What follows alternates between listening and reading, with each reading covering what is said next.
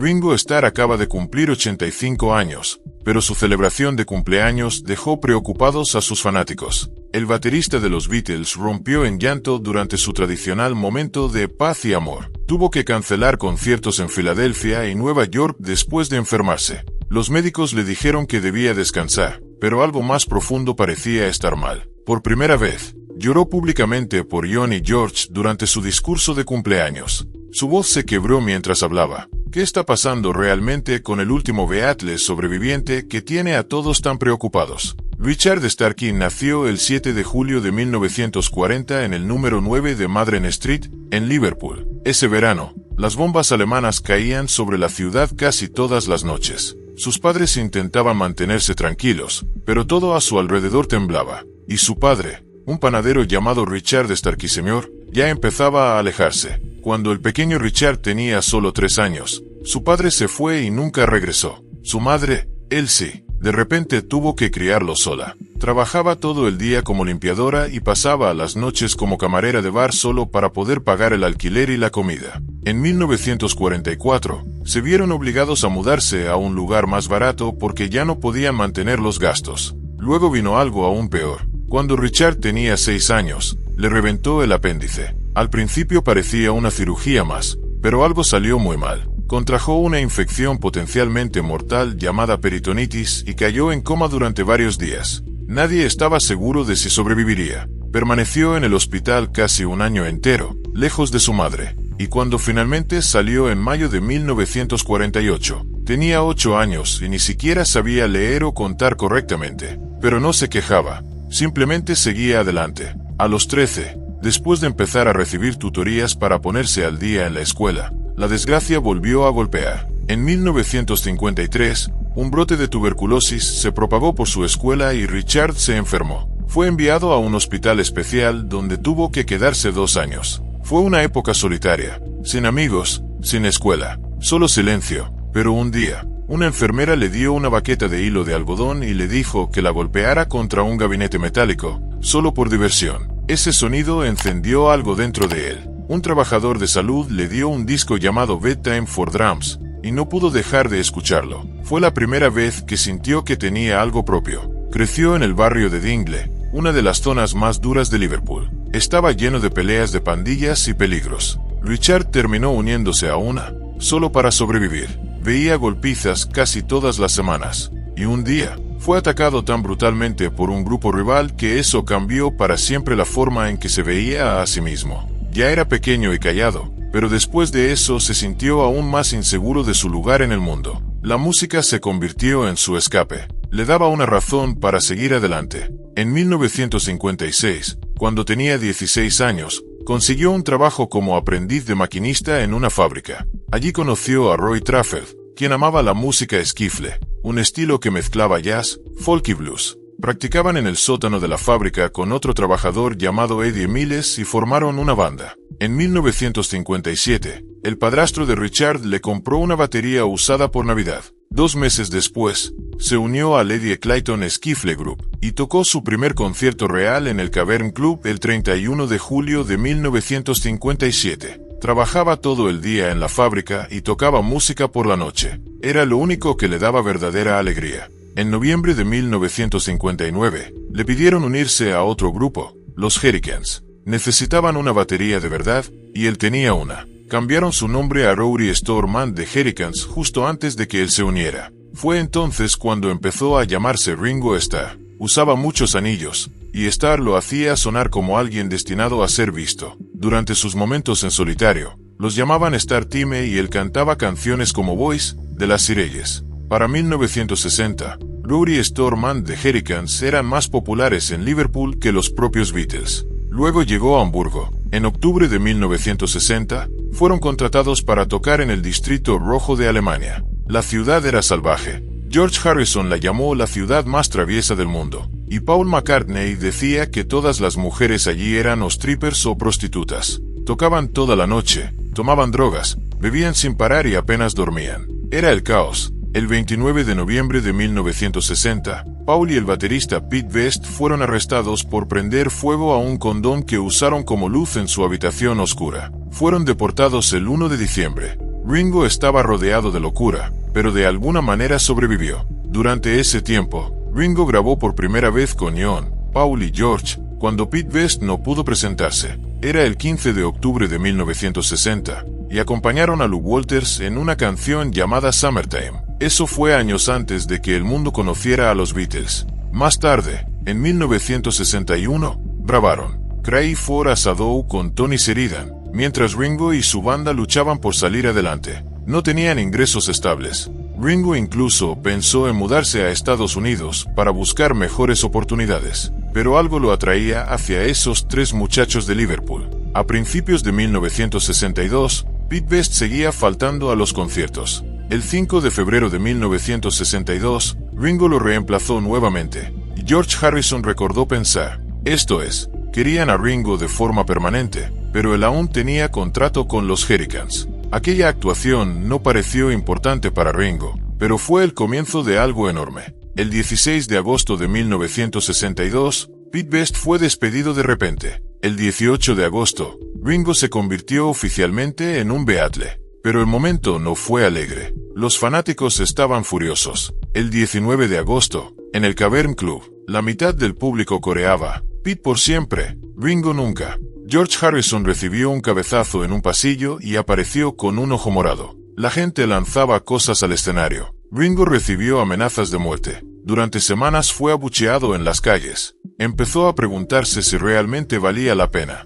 Luego llegaron las sesiones de grabación. El 4 de septiembre de 1962, tocó en Abbey Road para el productor George Martin, quien no quedó impresionado. Apenas una semana después, el 11 de septiembre, Martin trajo a otro baterista, Andy White, y le pidió a Ringo que tocara la pandereta en su lugar. Ringo se sintió humillado. Pensó, me están haciendo lo mismo que le hicieron a Pete. Pensó que todo había terminado para él. Durante las giras de 1963, los otros Beatles lo pusieron a prueba con bromas. Escondían sus tambores, mentían sobre los horarios de los conciertos y creaban falsas emergencias, solo para ver si podía manejar el estrés. En un concierto en Gales, toda la banda tuvo que usar los instrumentos de otra persona porque su equipo había desaparecido misteriosamente. Fue difícil, pero Ringo se mantuvo calmado. Poco a poco, ganó su confianza. Tocaba la batería de una manera extraña porque era zurdo, pero usaba un kit para diestros. Esa disposición incómoda hacía que su ritmo sonara único,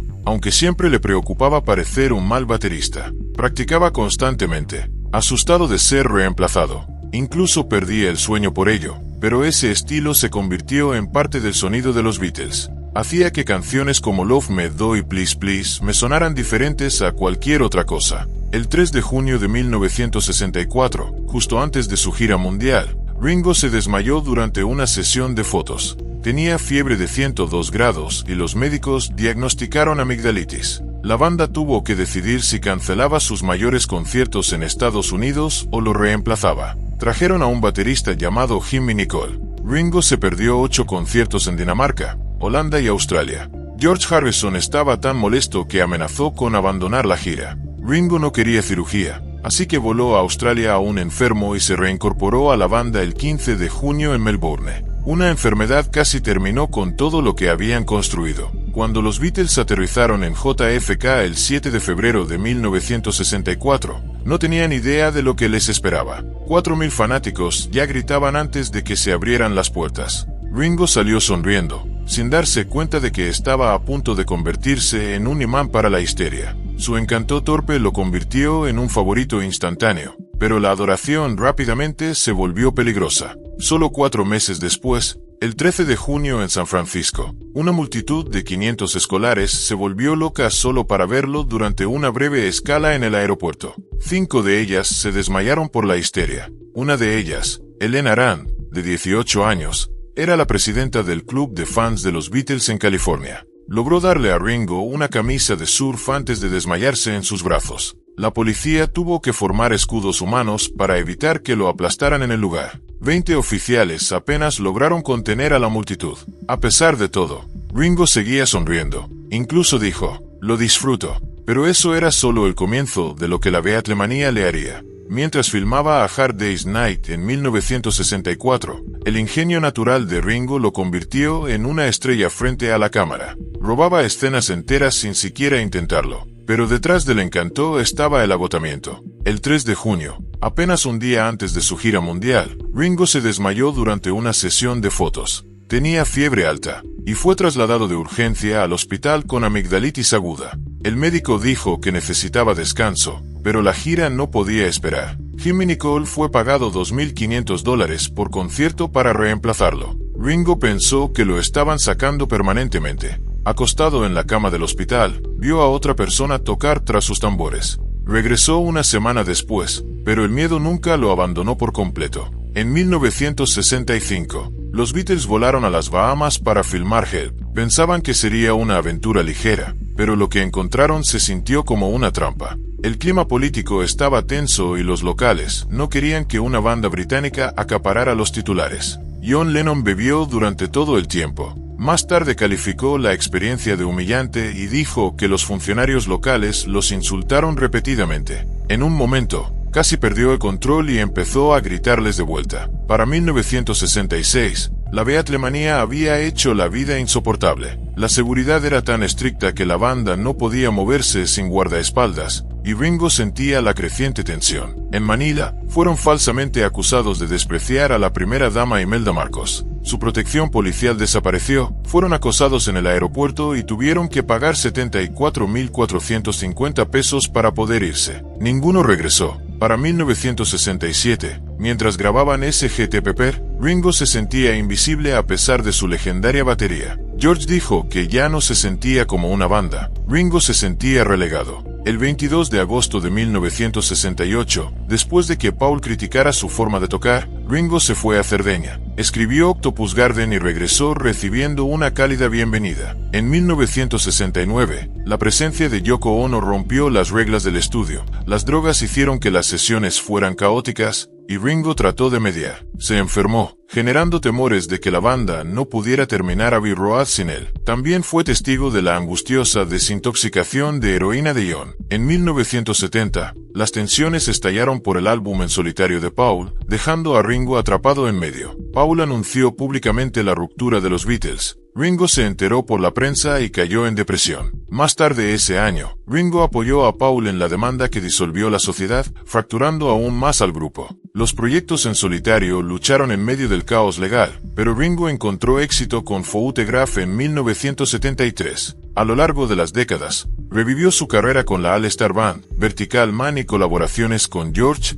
Paul y otras estrellas. También se dedicó a la actuación, apareciendo en The Magic Christian en 1969. A pesar de los desafíos, traiciones y retrocesos, Ringo perseveró, trazando un camino en solitario mientras llevaba la sombra del legado de los Beatles. El trabajo cinematográfico temprano de Ringo, como The Magic Christian, fue impactante e incómodo, dejándolo avergonzado a pesar de un elenco lleno de estrellas. Una década después, mientras filmaba Caveman, se rompió un brazo, pero el retraso lo llevó a conocer a Barbara Bach, lo que dio inicio a un matrimonio duradero. En la década de 1970, Ringo también probó el diseño de muebles con ROR, un proyecto de alta gama que finalmente fracasó, costándole mucho dinero. En 1990, fue reemplazado de manera controvertida como la voz de Thomas the Tank Engine, lo que molestó a los fanáticos que habían crecido con su narración. Su vida personal fue turbulenta. Su matrimonio con Maureen Cox terminó tras infidelidades y aventuras, finalizándose en 1975 con acuerdos de custodia y financieros. Durante finales de los años 70, el abuso de cocaína y alcohol de Ringo se intensificó, provocando comportamientos peligrosos en casa y un incidente casi trágico en 1988 que obligó a él y a Barbara a ingresar en rehabilitación. Más tarde admitió que había estado bebiendo en exceso durante años. A pesar de las batallas legales con Maureen y del escrutinio público, Ringo se recuperó y reconstruyó su vida. Incluso en sus 80 años, continuó de gira, aunque una enfermedad en 2024 obligó a cancelar algunos espectáculos. Su 85º cumpleaños en 2025 se convirtió tanto en una celebración como en un homenaje a John Lennon y George Harrison, transmitido a nivel mundial,